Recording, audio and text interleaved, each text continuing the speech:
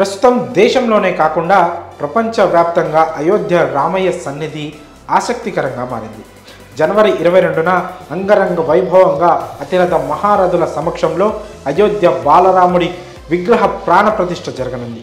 కేవలం 2000 మందికి మాత్రమే ప్రత్యేక ఆహ్వానం అందనుంది. ఈ కార్యక్రమంలో పాల్గొనేందుకు శ్రీ రామతీర్థ ట్రస్ట్ వారు ఎంపిక చేసిన వారికి ఇప్పటికే ఆహ్వానాలు కూడా అందజేస్తున్నారు. దేశ విదేశాల నుంచి ఉన్న రామ భక్తులు అయోధ్యకు విరాళాలు పంపడమే కాకుండా బహుమతులు కూడా పంపుతున్నారు. అలా చేయడం వల్ల తమ జన్మ ధన్యమవుతుందని భావిస్తున్నారు. అయితే హైదరాబాద్లో ఉన్న క్యాటరర్స్కు అరుదైన అవకాశం దక్కింది. ఆ రామయ్యకు నైవేద్యం తయారు చేసే భాగ్యం పొందారు. అయోధ్య రామయ్యకు ఏ చిన్న పని చేసినా తమ జన్మ ధన్యమైపోయిందని భావిస్తున్న తరుణంలో హైదరాబాద్కు చెందిన క్యాటరర్స్కు మాత్రం అరుదైన అవకాశం దక్కింది. ఏకంగా అయోధ్య రామయ్యకు నైవేద్యం చేసి పెట్టే అవకాశాన్ని దక్కించుకున్నారు. ప్రారంభోత్సవం సందర్భంగా రామయ్యకు నైవేద్యంగా లడ్డు తయారు చేసే అవకాశాన్ని సికింద్రాబాద్ కంటోన్మెంట్లోని శ్రీరామ్ క్యాటరర్స్ను కల్పించారు. అందుకు సంబంధించిన అనుమతులను లేఖ రూపంలో శ్రీరామ్ క్యాటరర్స్కు పంపించారు. రామాలయం భూమి పూజ నుంచి ప్రాణప్రతిష్ఠ వరకు ఎన్ని రోజులైతే అన్ని రోజులకు 1 కిలో చొప్పున భారీ లడ్డు తయారు చేయాలని శ్రీరామ్ క్యాటరర్స్ మొక్కుకున్నారు.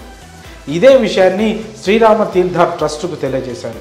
10 రోజుల క్రితం ట్రస్ట్ నుంచి శ్రీరామ క్యాటరర్స్కు అనుమతులు ఇస్తూ లేఖను పంపారు. వెంటనే శ్రీరామ క్యాటరర్స్ లడ్డూని తయారు చేశారు. మొత్తం 1265 కిలోల భారీ లడ్డును తయారు చేశారు.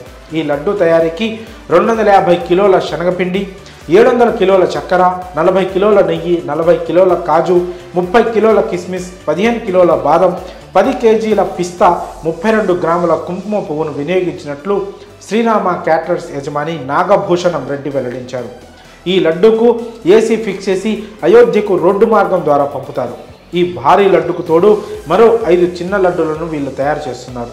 వాటిని పూజా సామాగ్రితో పాటుగా అయోధ్య రామయ్యకు నైవేద్యంగా సమర్పించనున్నారు. ఈ భారీ లడ్డుని అయోధ్య రామ మందిరానికి కేవలం 50 మీటర్ల దూరంలో ప్రదర్శనకు ఉంచుతారని చెప్పారు. అక్కడికి వచ్చే భక్తులకు ఈ లడ్డుని ప్రసాదంగా వితరణ చేయనున్నారు. జనవరి 22న ఈ భారీ లడ్డు అయోధ్యకు చేరుకుంటుందని తెలియజేశారు. ఇప్పటికే అయోధ్య రామ మందిరానికి హైదరాబాద్ నుంచి చెక్క తలుపులు, పాదుకులు తయారై వెళ్లిన విషయం తెలిసిందే. ఇప్పుడు నైవేద్యం రూపంలో కూడా భాగ్యనగరం భాగం కావడంపై భక్తులు హర్షం వ్యక్తం చేస్తున్నారు. మరి అయోధ్య రామయ్యకు హైదరాబాద్ నుంచి నైవేద్యం వెళ్తుండడంపై మీ అభిప్రాయాలను కామెంట్స్ రూపంలో తెలియజేయండి.